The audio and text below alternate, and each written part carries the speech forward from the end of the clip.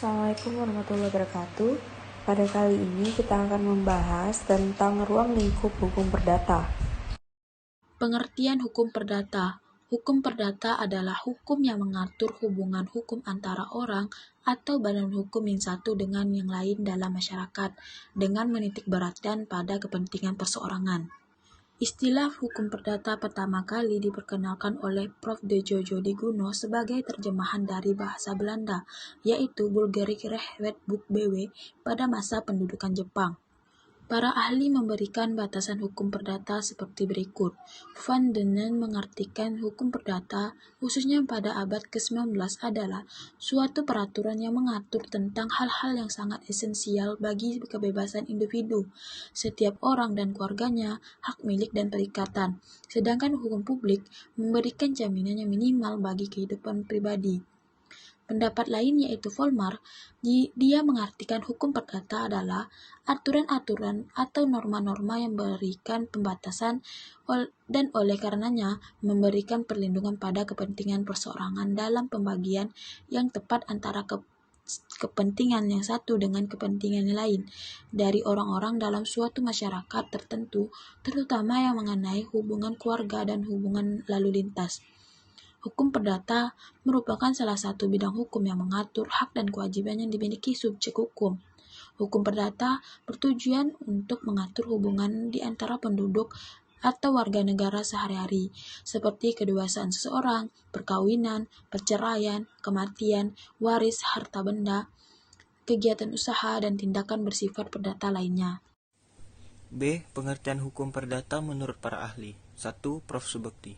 Menurut Prof. Subekti, hukum perdata merupakan semua hukum privat material berupa segala pokok mengatur kepentingan perseorangan.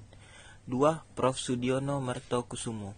Hukum perdata yakni keseluruhan peraturan mempelajari tentang hubungan antara orang yang satu dengan orang lainnya, baik meliputi hubungan keluarga dan pergaulan masyarakat.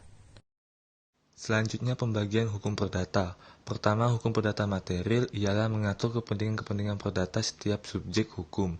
Kedua, hukum perdata formil, yaitu mengatur bagaimana cara seseorang mempertahankan haknya. Subjek dan objek hukum dalam hukum perdata. Subjek hukum dalam hukum perdata terdiri dari yang pertama, manusia atau naturalized person. Manusia merupakan subjek hukum karena sejak ia dilahirkan, bahkan dalam kandungan, sudah merupakan pendukung hak dan kewajiban. Keadaan ini akan berakhir pada saat manusia meninggal dunia. Yang kedua ada badan hukum atau recht person.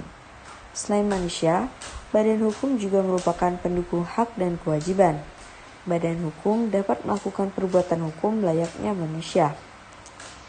Objek hukum dalam hukum perdata adalah segala sesuatu yang berguna bagi subjek hukum atau manusia dan badan hukum, dan yang dapat menjadi pokok atau objek suatu hubungan hukum atau hak, karena sesuatu itu dapat dikuasai oleh subjek hukum.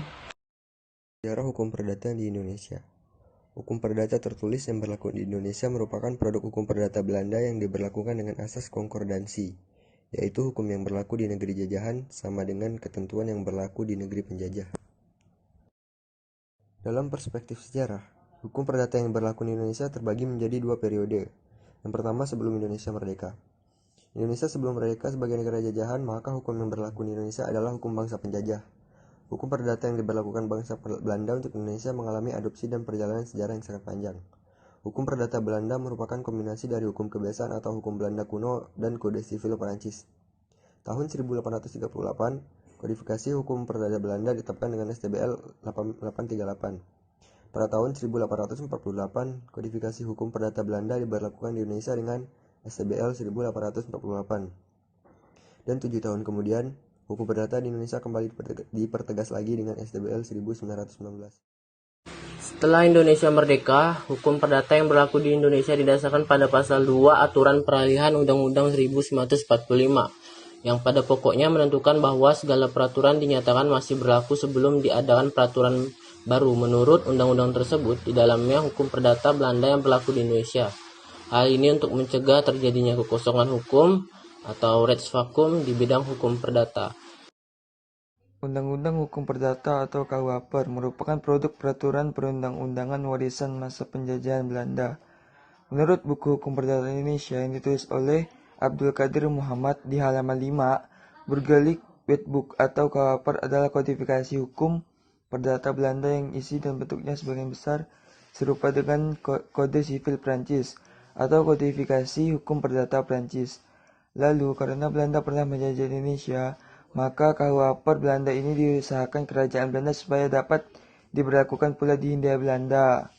Pada waktu itu, Abdul Qadir menjelaskan di halaman 5, KUHP untuk Hindia Belanda disahkan sebagai undang-undang oleh Raja Belanda pada tanggal 16 Mei 1846 melalui Statblad 1847-23 dan dinyatakan berlaku pada tanggal 1 Mei 1848. Setelah Indonesia merdeka pada tahun 1945, KUHP merupakan suatu undang-undang yang dikitabkan atau dikodifikasikan sehingga disebut sebagai suatu kitab undang-undang dan sampai saat ini KUHP tersebut masih berlaku di Indonesia. Sistematika hukum perdata dibagi menjadi dua, yaitu ilmu pengetahuan hukum yang terdiri atas hukum perorangan, hukum keluarga, hukum kekayaan, dan hukum waris. Kemudian ada KUH Perdata yang terdiri atas buku 1 tentang orang, buku 2 tentang benda, buku 3 tentang perikatan, dan yang terakhir buku 4 tentang pembuktian dan daluarsa. Untuk itu berakhirlah sesi pembahasan tentang ruang lingkup hukum perdata. Apabila terdapat salah-salah kata mohon dimaafkan. Wabillahi taufiq wal hidayah. Wassalamualaikum warahmatullahi wabarakatuh.